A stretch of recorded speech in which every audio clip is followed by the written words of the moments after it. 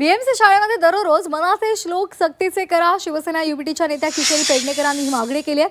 सर्वसाधारण सभेमध्ये त्यांनी हा प्रस्ताव मांडणार असल्याचं सांगितलंय.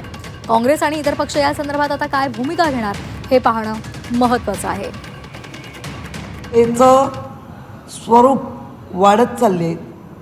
तर मला असं वैयक्तिक वाटतं की काही गोष्टी ज्याचा परिणाम खोलपर्यंत आणि कुठलाही संस्कार हे बाजारात विकत मिळत नाहीत, ते दिले जातात. त्याच भक्ती संस्कारामधला किंवा एक मनावरच्या कंट्रोल हाचा जो एक संस्कार आहे तो मला वाटतं मनाच्या श्लोकांचा बऱ्यापैकी होऊ शकतो, होताना दिसला आहे. त्यामुळे मनाचे श्लोक शाळांमध्ये 250च्या वर त्या श्लोकांची श्लोक आहेत. असं तर त्यातले दोन चार पाठ करून घेणं